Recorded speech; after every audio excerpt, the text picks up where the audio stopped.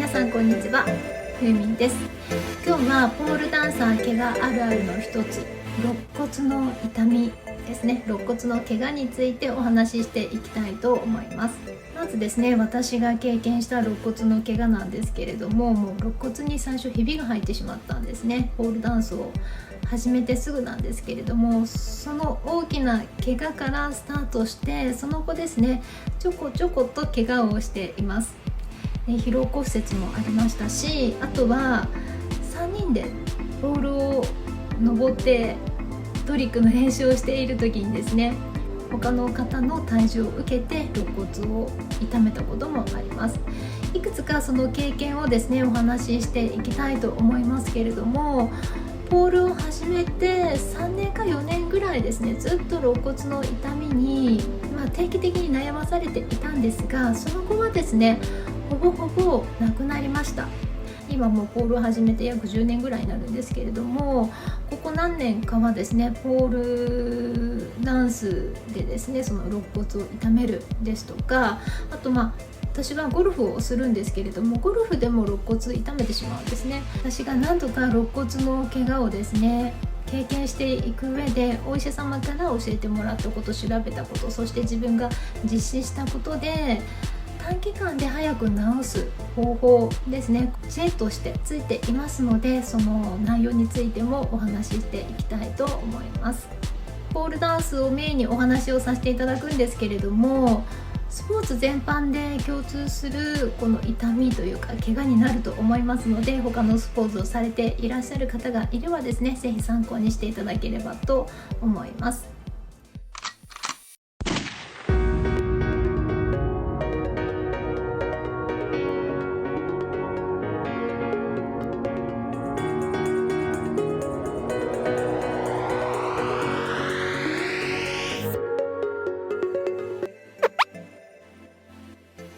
まず最初にお話しさせていただくのは、私の肋骨の怪我のいろんなパターンですね。こちらは参考までに聞いていただければと思うんですけれども、皆さんも同じようなパターンで怪我をする可能性ってあると思うので、こういうことがあればですね、ぜひ気をつけていただければと思います。大きく3つあるんですけれども、一番最初に負った肋骨の怪我なんですけれども、これはですね、ポールダンスを始めて1、2ヶ月ぐらい経った時にですね、負ってしまいました。実は最初の原因はポールダンスではないんですね。その時期はですね、冬だったんですけれども、雪が降って1日か2日後ぐらいの日にですね、私はアイスバーンでですね、こけてしまったんですね。こけた時に手をついたんですね。まず道路に手をつきました。そうすると、おそらく手をついた時に肋骨にちょっと負担がかかったんだと思います。ただその時は普通に起き上がれて歩けたので、ちょっと派手なこけ方はしたんですけれども、起き上がって普通に歩いて、その時会社に向かったんですね。でその日はちょっとやっぱり胸が痛いなというふうに思っていたんですけれども、それまで骨折の経験がなかったので、この後大きな怪我につながるなんて全く思っていませんでした。たまたまその日の夜にカラオケに行く予定がありまして、普通に大きな呼吸をしながら大きな声で歌を歌っていたんですね。でその時も歌を歌いながら、ちょっと胸が痛いなっていう風な感覚を持ってました。そんな感じでですね、日常生活は普通にできるんですけれども、ちょっと胸が痛いなというような状況だったんですね。でその後、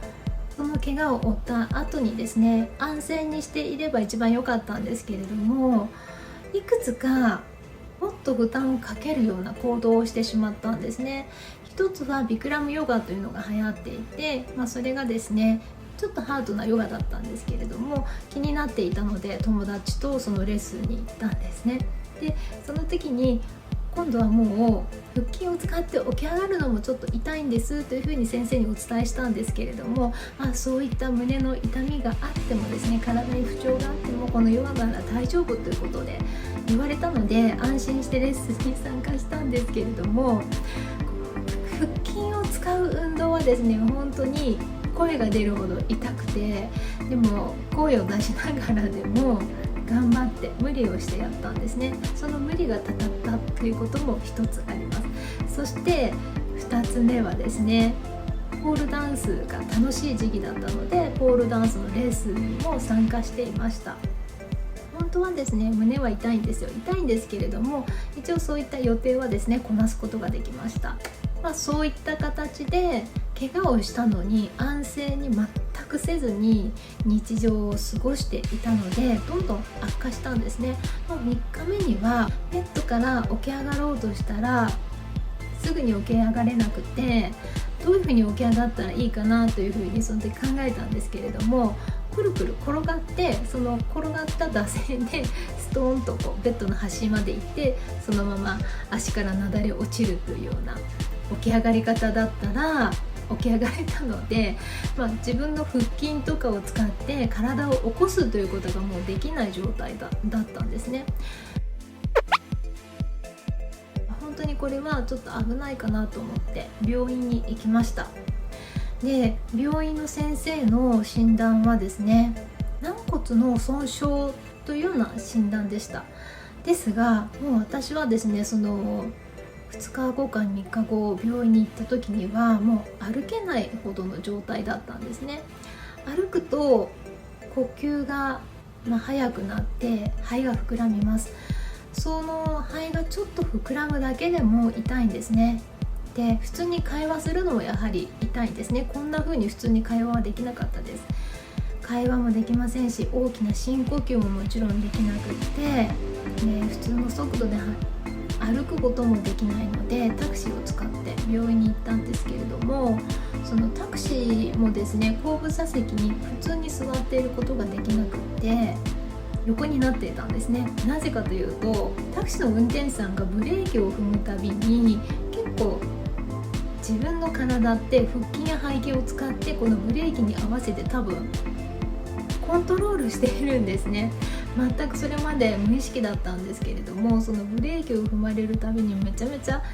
痛くなってしまうので、申し訳ないんですけれども、このタクシーの運転手さんにはちょっとブレーキを軽めに踏んでくださいということもちょっと言えなくって、それを言葉にするのも痛いので言えなくって、もう横になってただただ病院に着くのを待ってました。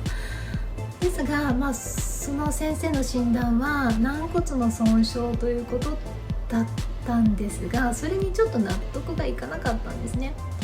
ちょっと二重診療にはなってしまったんですけれども、大きな病院にですね、総合病院に行って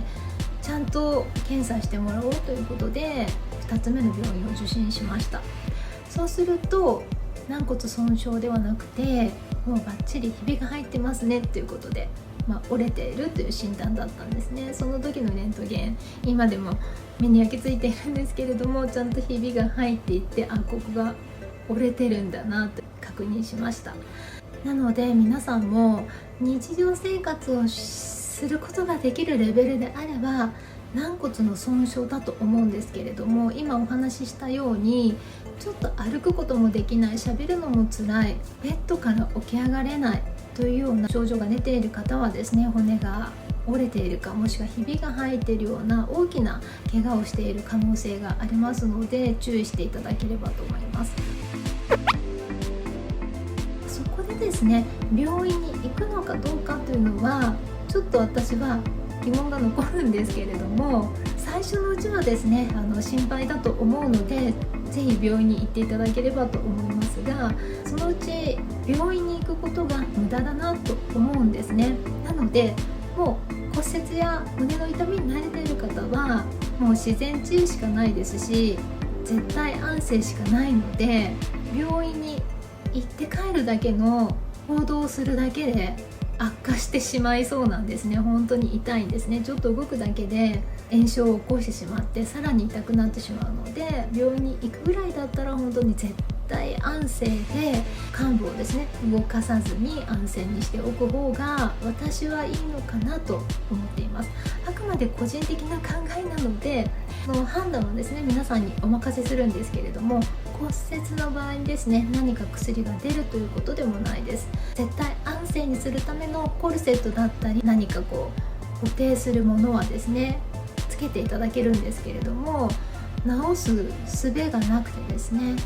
1ヶ月ぐらいは絶対安静で固定しておいてくださいねというのがお医者様から言われる注意事項になります。私はですね、一番最初に肋骨にひびが入った時にはやはりいろんなネガティブな想像をしてしまって、その骨がもしずれたらどうしようとか、ずれてつながったらどうしようとか、なんか他の大事な内臓に傷をつけたり突き刺さったりしたら嫌だなって思っていたんですけれども、そういうのはですね、例えば交通事故であったり本当に大きな怪我で複雑骨折をしていない限りは他の内臓にまで何か影響が及ぶということはないようなんですね。ちょっとひびが入ったっていうレベルであれば他の臓器に影響を与えるということは、ほとんど可能性はゼロに近いと思いますので、無駄に動くよりは私個人的には絶対安静にしておくことをお勧めします。ですね、私が初めて経験した肋骨の骨折なんですけれども、その後ですね、1ヶ月で治癒するとは言われたものの、全然1ヶ月でですね、痛みはなくなりませんでした。3ヶ月ぐらいはですね、結構はっきりとした痛みがあったのかなと思います。ですがレッスンはですね、もう1ヶ月後から普通に始めました。でその1ヶ月も待てなくってですね、レッスンには実は見学にまで行っていたんですね。それぐらいポールダンスのことがもう楽しくてしょうがない時期だったんですけれども、1ヶ月後から練習も始めたために痛みがですね、なかなか完全に引かなくって、その後ですね、雨の日とかは痛みましたし、半年とかざっくり1年ぐらいはなんとなく胸が痛いなっていうような生活をしていました。でも普通にレッスンは出れたので、レッスンに出たり他の動画にも出してますけれども、半年後ぐらいにはイベントに出たり、本当にですね、ポールダンスは精力的に練習をしていました。そんな感じで一番最初に肋骨にひびが入ってしまったので、その後3年間ぐらいの間にですね、疲労骨折を起こしやすくなっていたんですね。ちょっと肋骨に負担がかかるようなトリックを何度も続けて練習をしていると、また肋骨の痛みをですね感じるようになっていました。ですのでなんとかですね、疲労骨折を経験しています。あとはですね、ポールダンスを始めて3年ぐらい経った時にですね、もう一度大きな肋骨の怪我をするんですね。これは3人が揃ってスコーピオンを見せるというようなパフォーマンスだったんですけれども、その練習をしていた時に、そのポールダンスって1人じゃなくって2人以上のトリックを練習する時っていうのは相手のことも考えないと相手も怪我をさせてしまうんですね。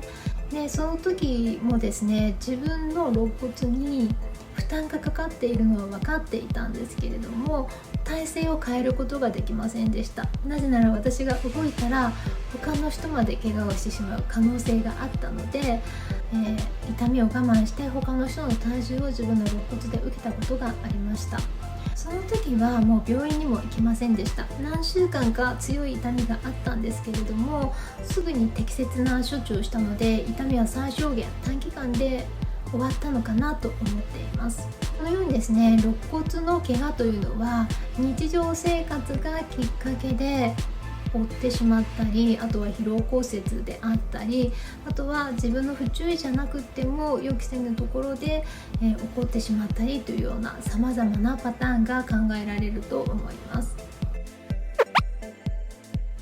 もし怪我をしてしまった時にどのような処置をすればいいのかについてお話ししていきたいと思います。この肋骨の怪我を負ってしまった時の処置はですね、他の怪我をした時ももう全く同じ処置方法でいいと思いますので、ぜひ参考にしてください。その方法というのは、まずとにかく冷やすことです。怪我をした直後というのはアドレナリンが出ていて動けるということもあると思いますし、怪我をした部分というのは体の内部でですね出血がどんどん始まっていると思うんですけれども、まだそれがですね怪我をした直後ですと炎症がですね、最大になっていないので痛みがまだ小さいので動けたり歩いて帰ったり普通に行動できると思うんですけれども、その数時間後もしくはその日の夜ってもうとてつもない痛みが襲ってくると思います。そして翌朝もですね本当に痛みが最大になっていると思いますので、そういったことを避けるためにまずですねその体の内部の出血を最小限に止めておくことがその後の予後が全然違いますので、まずは冷やしていただくことがもうこれがですねまず最大のポイントになります。で冷やす方法なんですけれども、湿布とかその冷却スプレーというのは本当に気休めにしかならないので、氷水を使ったり、あとはもしあればアイスノンとかドライアイスなどを使ってその患部をキンキンに冷やしていくことがですね非常に重要になります。私の場合はその怪我を負った夜ですね、その日の夜は自分の心臓が冷凍されるんじゃないかなっていうぐらいアイスの方ですね本当に寒くて冷たくて辛いんですけれども、貼り付けて上にも下にも貼り付けて寝ていました。もちろん冷たすぎて耐えられない時もありますので、ちょっと工夫をして布を1枚挟むですとか、しばらく何十分か置いた後には少し外したりということはあるんですけれども、基本我慢ができるのであればもう患部だけは本当に冷たくして、それ以外のところは、ちゃんと寒くないようにですね保温して患部だけをとにかく炎症がですね最大にならないように冷やしていただければと思います。これなぜそこまでキンキンに冷やすのかというと、ある処方箋の、方がですね、この痛みだと本当に冷やしてくださいという話をしてくださいました。で例えば野球選手とかは、ピッチャーの方はですね、たくさん球を投げてて肩に炎症が起こってしまった時には本当に肩を一晩中キンキンに冷やすんだということもその時お話をされました。なのでやはり炎症を起こしてしまってパンパンに腫れ上がってしまうというようなそういった疲労をですね体の一部に負ってしまった時も同じなんだなと思いました。次の日もその肩を使わないといけないのでそういうふうに冷やすんだそうです。ちょっと私の場合には怪我を負ったというような状況にはなりますけれども、やはりその内部では患部の周辺がですねどんどん腫れていきますので、その腫れを抑えるためには本当にとにかく何が何でもすぐに冷やしていただければと思います。怪我をして3日間ぐらいは冷やしてあげてください。そしてその後はですねもう腫れることはないので、あとは体を温めてあげてターンオーバーをですね促進させてあげて早く治るようにですね患部含めて体を温めていただければと思います。そしてできればですね絶対安静なんです。で肋骨の場合にはコルセットとかありますので、これは病院で買った方が安いので病院で購入する方法も一つあるんですけれども、先ほどお話ししたように病院に行って帰るだけでもですねタクシーを使ったとしても非常に負担がかかると思うので、怪我がひどい場合にはあえて病院に行かない方がいいかもしれません。でコルセットとかはですねもう Amazon とかでも売っていますので、そういうのおしゃれなコルセットもありますのでネットとかで買っていただいて、女性の場合にはブラジャーがですね邪魔になると思いますので、もうブラを外してもうぎゅうぎゅうにですねコルセットを巻いて、ここの肋骨が動かないように大きな息が物理的にできないようにぎゅっと巻いていただいた方がいいと思います。もちろんずっと圧迫していると気持ち悪くなってしまうので、時々休む時間を挟んでまたコルセットで巻く方がいいと思います。どんな形にしてもですね無理をしない、動かさない、本当に絶対安静ですね。できれば冷やしながら絶対安静をするというのがこの怪我に遭遇した時の本当に一番おすすめする対処法になります。あと痛みがある間はですね、咳とかくしゃみとかをしてももっと痛みが増してしまうので、そういった生理現象が起こる時にはですね、もうなるべくちっちゃい咳とちっちゃいくしゃみで収まるようにですね、瞬間的に自分をですねコントロールしていただければベストだと思います。もう出ちゃったものはですねしょうがないと思うんですけれども、自分が本当に痛い思いをするだけなので、そこまでちょっとひどい痛みが出ている方はですねコントロールしていただくのが一番だと思います。はい、私もですね、ここ数年は肋骨の怪我をしてないとはお伝えしましたけれども、この肋骨に負担をかけたなと思うような時は何度かあるんですね。そういった時には先ほどお伝えしたように、これ以上痛みが出ないようにですねすぐに冷やすようにしています。こういったことをですねケアしておかないと、肋骨の疲労がちり積もってしまって疲労骨折につながるということもあると思いますので、痛みを感じる時はですねある程度セーブして練習をしていただければと思います。大事なものがこの胸周りですね、肋骨の中に収まっているので、肋骨の痛みをですね初めて経験される方は非常に不安だと思うんですけれども、必ずこういった処置をしておけばですね、あとは時間の経過とともに徐々に良くなりますので、絶対に無理をせずにですねいつか治ると信じて絶対安静にしておいていただければと思います。気休めにはなるんですけれども、カルシウムばっかりとっていました。食事を全部いりこに変えたんですね。いりこと牛乳ですね。もう早くこの怪我を治したくってそのようにしていたんですけれども、それによる効果はあまり実感はありません。食事を変えたところで大きく変化はしていなかったのかなと思うので、やはりまずですね冷やすことと絶対安静が本当に何よりの薬だと思います。いかがだったでしょうか。今日はポールダンサーあるあるの怪我の一つ、肋骨の痛みですね、肋骨の怪我についてお話しさせていただきました。こちらの動画が面白かった、もしくは参考になったという方はぜひいいねを押していただければと思います。そしてこちらのチャンネル登録の方もよろしくお願いいたします。ではまた他の動画でお会いしましょう。